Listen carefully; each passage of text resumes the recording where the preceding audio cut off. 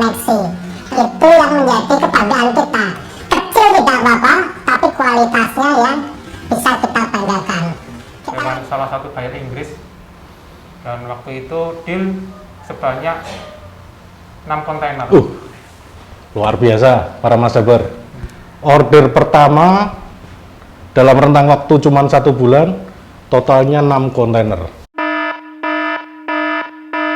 Oke, kita lanjutkan lagi. Jadi tadi dalam 1 bulan bisa mendapatkan order. Ya.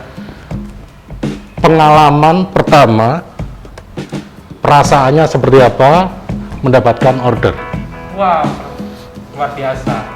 Jadi waktu itu saya ada meeting pertama yang di-arrange oleh buying agent Limpung dengan salah satu buyer Inggris, dan waktu itu deal sebanyak 6 kontainer. Luar biasa para Mas Sabar. Order pertama dalam rentang waktu cuma 1 bulan, totalnya 6 kontainer. Sangat menarik kan? Jadi di sini perjuangan itu akhirnya membuahkan hasil dan membuat kita itu senang sekali. Gimana perasaannya mendapatkan 6 kontainer? Wah, luar biasa. Luar biasa. Artinya bahwa itu pecah telur, tapi nggak hanya pecah, telurnya biar. Biar seambiar-ambiare. Ini juga cukup terkejut buat kami karena apa? Saya belum memiliki SDM yang bisa menangani itu dengan baik. Tetapi ya ini tantangan. Oke. Saya hanya punya 1 quality control. Saya belum punya yang mengurus dokumen, belum punya. Jadi waktu itu hanya diurus oleh 4 orang. Saya, istri saya, saya sebagai marketing merangkap produksi. Istri saya sebagai keuangan merangkap dokumen ekspor. Dibantu oleh seorang QC, dibantu oleh seorang admin. 4 orang dan saya mengurus itu semua. Dan lead time waktu itu yang diberlakukan kepada Lead saya, time itu waktu produksi. Oke, siap. Itu 70 hari. 70 hari dari PO diterima. Dari PO diterima. Oke. Margin tidak besar. Margin Tapi volumenya besar. ya memang dengan buying agent ya seperti itu. Ya, margin biasanya tidak terlalu besar, tapi volume pekerjaannya banyak. Ya, betul. Oke, terus untuk item pertama itu apa sih? Item pertama kalau mau saya tunjukkan, Oke, kita tunggu nanti ini Pak Pri. Jadi biasanya untuk sesuatu yang pertama kali itu akan selalu diingat. Jadi ini adalah order pertama, item pertama yang menjadi pembuka. Itu adalah seperti ini. Ya, ini bisa disebut, ini nyebutnya apa nih Pak Pri? ini ancestor statue. Ancestor statue. Jadi patung nenek moyang bahasa sederhananya begitu. Kira-kira seperti Ini itu. bahannya Dari batu cetak. bukan batu andesit carving. Oh, carving dari batu andesit. Ya. Ya, ini 6 kontainer seperti ini. Tidak. Oh, tidak. Ini salah satu karena ini pembuka waktu deal pertama. Adalah ini. Ini. Oke. Akhirnya ada item-item yang lain, ada basket, ada mirror dan seterusnya. Oke. Tapi pada intinya kita harus menguasai produk kita, bukan? Betul. Sebelum kita tawarkan. Jadi tidak bisa asal-asalan kita menawarkan produk sementara kita tidak menguasai produk itu. Ya. Itu namanya bunuh diri. Oke. Jadi kalau boleh tahu, order pertama itu kisaran nilainya berapa? 1 kontainer itu sekitar 11 sampai 12 ribu US. 12.000 US 1 kontainer. Kalau 6 kontainer hitung sendiri pakai kalkulator ya, karena Mas pas pelajaran itu tidak berangkat. Jadi artinya begini, bahwa kalau Pak Pri kemarin tidak berani keluar dari zonanya sebagai seorang supplier dan mencoba tantangan-tantangan baru, tentunya peluang untuk mendapatkan order sebanyak 6 kontainer pertama kali tidak akan pernah ditemukan. Ya, kata kuncinya adalah selalu berani mencoba, tetapi tidak hanya sekedar berani, penuh dengan perhitungan, butuh riset mandiri, bisa gunakan internet dengan bijak, cari tahu seperti tadi infonya. kompetitornya dari mana saja, apakah cuma Indonesia atau dari luar negeri, pricingnya, harganya seperti apa. Itu adalah kiat-kiat yang perlu dan wajib dilakukan kalau para Mazdaber dan viewers ingin menjadi seorang eksportir ya. Entah itu nanti produknya apa saja. Ini contohnya kebetulan adalah produk handicraft. Jadi lakukanlah riset mandiri dengan menggunakan internet. Sekarang itu sangat dimudahkan. Jangan malas-malasan ya. Kepenginnya enak tapi nggak mau bekerja, itu udah nggak zamannya. Kita harus berani seperti itu. Jadi kegigihan, keberanian mengambil risiko dari seorang Pak Pri ini akhirnya membuahkan hasil pertama kali 6 kontainer nilainya $12.000 kali 6, silahkan dihitung sendiri ya. Nanti bisa dibayangkan ke belakangnya pasti karena karakter ini adalah karakter buyer dari buying agent, ini akan terus berulang sepanjang tahun gitu ya. Jadi ini merupakan pintu akses pertama kali untuk mendapatkan buyer dengan jenjang waktu yang tidak terbatas. Artinya kontinuitas order itu berjalan, beda dengan misalnya barang-barang yang dibeli di art shop ya. Kalau di Bantul sini seperti di Kasongan itu mungkin mereka setahun hanya 1 sampai mentok 3-4 kali kontainer. Tapi dari buying agent baru masuk 1 buyer saja sudah mendapatkan 6 kontainer ya. Dan itu berjalan terus, akan menjadi kumulatif, bertambah dan akhirnya sekuat apa kita menerima order, itulah kapasitas yang akan diberikan oleh pihak buying agent yang mewakili buyer. Oke, terus singkat cerita ini, sekarang kan sudah berjalan 9 tahun. Secara grafik bagaimana? Apakah ada naik, ada turun, atau naik terus, atau turun terus dari titik awal order ini? Ya tentunya naik turun. Naik turun, oke. Titik awal itu 6 kontainer, tapi dalam tahun pertama tidak 1 bulan 6 kontainer, tidak. Pernah juga kosong juga pernah. Oke. Paling nggak sekitar 2-3 tahun saya mempelajari sebenarnya apa yang harus saya lakukan untuk melayani buyer ini. Oke. Akhirnya yang paling penting dengan buyer ini pertama desain. Desain harus kuat, harus update. Berarti desainnya harus selalu diperbarui, up to date, tidak ketinggalan zaman gitu. Ya, kira-kira seperti yang kedua, harga. Jadi faktor ini. Oke. Dua ini yang akhirnya bisa bisa saya jaga dan saya kembangkan. Oke. Saat ini ya, sebelum Covid kemarin, setiap bulan saya antara 6 sampai 10 kontainer. Dan itu saya batasi, itu karena sesuai dengan ukur kemampuan, betul sekali ya. Itu yang harus diperhatikan ya. Jadi para Mazdaber dan viewer, bila mana nanti memiliki perusahaan, jangan hanya terkesima dengan order yang akan diberikan, tapi pelajarilah kemampuan kita menangani order. Pernah ada suatu ketika, sebagai informasi saja, perusahaan eksportir di Jogja kolaps karena kebanyakan order, yaitu dulu perusahaannya Mazda ya, namanya Pancaran Bumi Indonesia. Itu belum siap apa-apa, tiba-tiba dapat order besar, akhirnya kolaps. Nah, belajar dari situ sangat bijak kalau kita sekarang mengukur diri. Jangan yang penting terima dulu, mikir belakang, enggak. Kita harus membatasi sesuai kapasitas. Demikian pula Pak Pri di sini sudah menerapkan prinsip itu bagus sekali. Jadi kita di sini bukan untuk menang-menangan banyak-banyakan, bukan.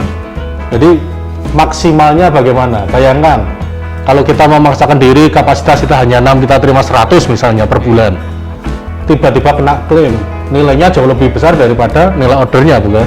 Nah, ini namanya bunuh diri. Jadi jangan menjadi pengusaha atau eksportir yang konyol seperti itu. Kita harus benar-benar memikirkan semua aspek supaya usaha ini bisa berjalan dengan baik.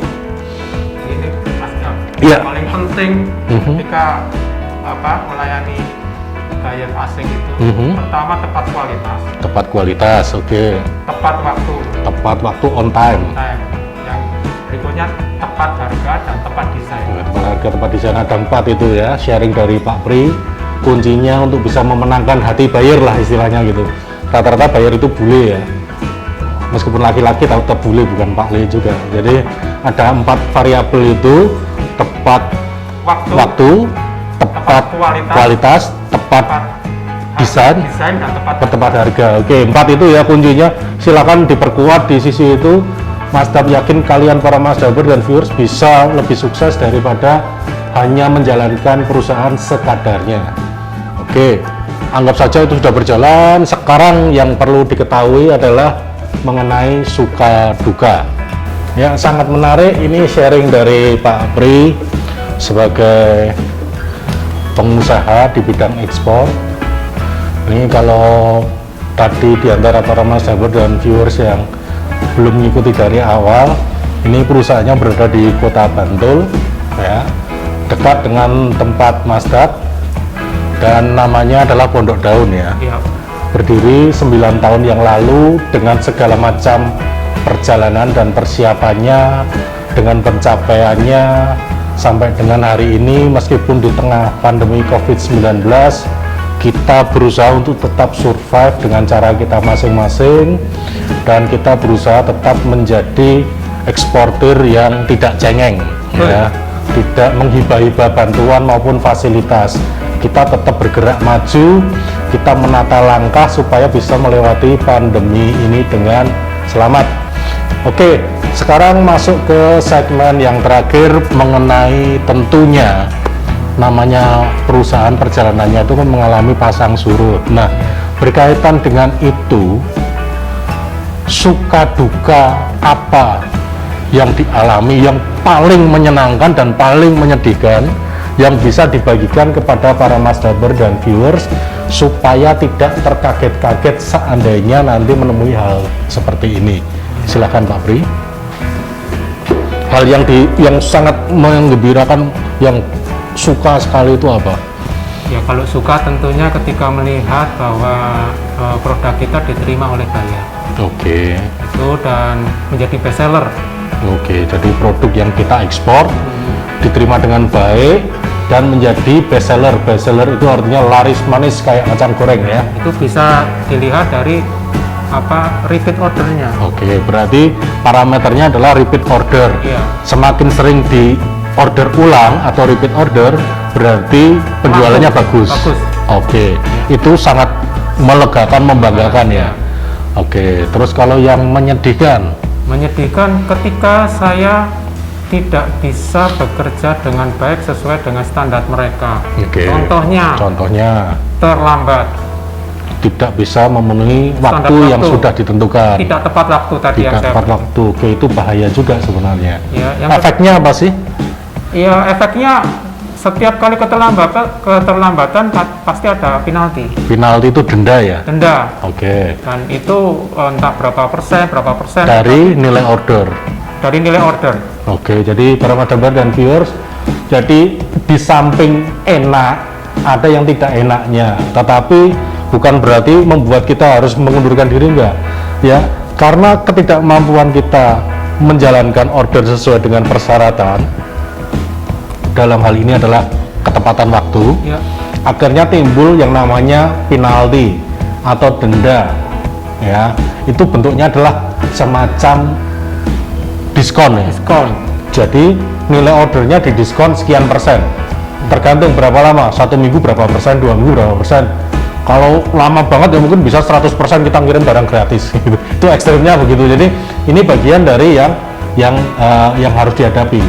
Gimana ceritanya itu misalnya ngadepi gitu? Ya biasanya ketika itu terlambat, ada banyak faktor terlambat. Oke. Itu ada faktor supplier juga. Supplier itu pengrajin ya? Pengrajin. Jadi pengrajin kami mungkin tidak bisa memenuhi target waktu. Itu karena mungkin raw materialnya juga terlambat juga bisa. Dan itu terjadi, itu sangat berkaitan dengan musim di Indonesia, waktu panen, musim hujan, musim itu banyak faktor. Yang berikutnya juga kualitas supplier.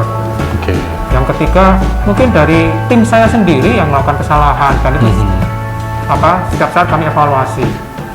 Oke, jadi secara teknis penyebab keterlambatan itu beragam ya, bisa bersumber dari pengrajin atau supplier, bisa bersumber dari kondisi alam, bisa bersumber dari internal perusahaan itu sendiri. Nah, tentunya untuk mengantisipasi ini disarankan memang kita sudah mempelajari karakter ordernya seperti apa, nanti produksinya bulan apa, karakter pengrajin yang akan mengerjakan seperti apa. Jadi kita bisa menghindari risiko dari keterlambatan itu. Kalau boleh di-sharing, pernah kena nggak penalti?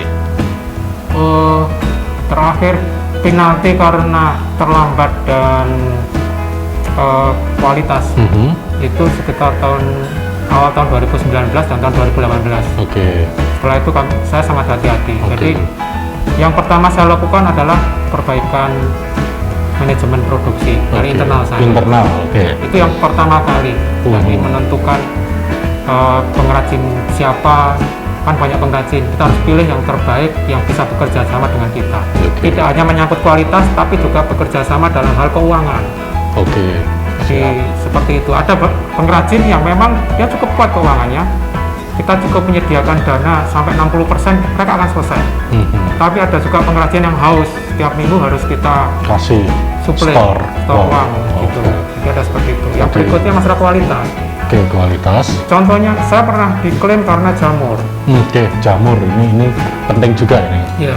Jadi itu yang paling saya takutkan. Karena ketika ada satu barang, satu SKU itu terindikasi ada jamur, maka satu kontainer atau satu toko yang dituju itu pasti akan dibakar, dan biaya pembakaran bukan tokonya yang dibakar, bukan barangnya. Jangan tokonya dibakar, barangnya yang satu rombongan dengan tujuan toko yang sama itu akan dimusnahkan. Salah satunya dengan cara dibakar. Ya, dibakar, dan biaya pembakaran ditanggungkan, kami tanggung. Ditambah klaim karena ada jamur, dan tentunya masih ada banyak item-item yang lain yang dicaskan ke kita, ke kami maksudnya. Luar biasa resikonya ya. Dengan melihat resiko demikian ini, apakah hal tersebut membuat Pak Pri mengundurkan diri dari dunia ekspor, atau malah tertantang untuk bisa mengatasi kesulitan-kesulitan itu? Ini tantangan, Pak. Tantangan yang luar biasa. Kan ada juga sih teman-teman yang mungkin ribet-ribet dengan buyer seperti ini, yang isinya klaim, ganti buyer aja gitu. Pak Pri tidak termasuk yang seperti itu? Ya mungkin karena mereka punya banyak pilihan. Saya nggak punya banyak pilihan. Artinya sebenarnya mau kita bagaimanapun juga risiko pasti terbuka ya, tergantung kita memanajemen risiko itu bagaimana. Klaim itu merupakan bagian yang inherit itu termaktub secara otomatis kalau kita berbicara mengenai kegiatan ekspor ya, karena cuaca di Indonesia juga berpengaruh, terutama misalnya ini natural fiber atau bahan-bahan alami itu dengan cuaca kan sangat terpengaruh, bisa muncul jamur, bisa ada kutunya, bahkan ada yang kemarin nggak cuman kutu, ada kecoa kalajengking masuk di dalam karton box. Itu bukan cerita-cerita saja, tapi memang nyata, dan itu mengakibatkan munculnya klaim dari pihak buyer. Nah, hal inilah yang menjadi tantangan kita, Pak Pri dan saya sebagai eksportir yang bergerak di bidang handicraft yang berbasiskan bahan-bahan alami, untuk supaya barang kita bisa terbebas dari ini semua. Bukannya kita melari mencari barang atau produk baru yang lebih aman, enggak. Kalau kita bisa mengatasi hal-hal demikian, untuk hal-hal lain akan jauh lebih mudah. Jadi ini adalah bagian dari perjalanan seorang Pak Pri ya, dari perusahaan Pondok Daun ya. Pondok Daun ya, namanya Pondok Daun itu kayak grup band yang sebelah sana itu ya, makanya ini warnanya hijau ini ya. Tapi sangat berterima kasih kita bagi para Master dan viewers ya, Master diberikan kesempatan ini untuk bisa tanya-tanya ya, sharing mengenai pengalaman dari Pak Pri, seorang eksportir yang pada mulanya adalah supplier bertransformasi. Jadi kalian pun para Master dan viewer dimanapun berada bisa bertransformasi saat ini juga. Kalau kalian sudah lelah menjadi seorang pegawai, segeralah, mulailah, karena perubahan tidak bisa datang ke kita, tapi kita yang membuat perubahan ya. Kalau kita ingin mendapatkan peluang yang lebih besar, ya kita harus berani keluar dari zona nyaman kita ya. Meskipun peluang dan risiko itu berbanding lurus, tetapi kalau tidak pernah dicoba, kalian para Mazdaber dan viewer tidak akan pernah tahu apakah kalian memiliki kemampuan dan kemauan untuk bisa menjadi seorang yang berhasil. Oke Pak Pri, matur nuwun, ini sudah mengganggu kegiatannya, jadi sudah mau berbagi informasi. Jadi para Mazdaber dan viewer wajib tahu Pak Pri itu eksportir, Master juga eksportir. Kita menunjukkan bahwa sesama eksportir pun kita nggak perlu merasa saling mengancam dan terancam ya. Kita bisa tetap saling berbagi, tetap bisa sharing, karena banyak sekali di luaran sana yang melihat sesama Bukan kompetitor kita ya. jadi menganggap orang lain itu sebagai kompetitor kita, jadi kita harus gini-gini. Kalau Mazda sendiri meyakini rezekinya sudah ada yang menggariskan masing-masing, tinggal kita perform the best we can. Jadi kita akan mencapai apapun yang sudah menjadi jatah kita. Nggak perlu terlalu paranoid ya, berpikirlah positif terus, ambil hal-hal positif, bangun jaringan yang luas dengan siapapun. Kelak itu akan membuat kita menjadi lebih tangguh ya, menjadi pengusaha yang lebih tangguh, terutama di bidang ekspor. Oke, mungkin Pak Pri ada pesan buat calon-calon eksportir di luar sana. Kira-kira kalau mereka itu ada kehendak atau keinginan untuk menjadi eksportir, apa yang bisa jadi masukan buat mereka? Yang pertama, yang paling susah itu memulai. Jangan takut untuk memulai. Pertama, yang kedua, jangan berhenti untuk belajar. Yang ketiga, melihat peluang dan kesempatan yang luar biasa. Yang keempat, libatkan Tuhan. Nah, jangan pernah lupa, kita manusia berusaha, tapi Tuhanlah yang akan akhirnya menentukan apakah kita akan mendapatkan apa yang sudah kita usahakan. Oke, demikian para Mazdaber serta viewers dimanapun berada, obrolan kita di vlog Mazda on the Spot. Jadi bersama dengan eksportir juga Pak Pri dengan bendera usahanya Pondok Daun, bergeraknya masih sama di bidang ekspor kerajinan, berada di kawasan Kota Bantul. Semoga menginspirasi, menambah motivasi, dan memberikan semangat bagi para Mazdaber dan viewers. Sekali lagi, matur nuwun dan salam Indonesia.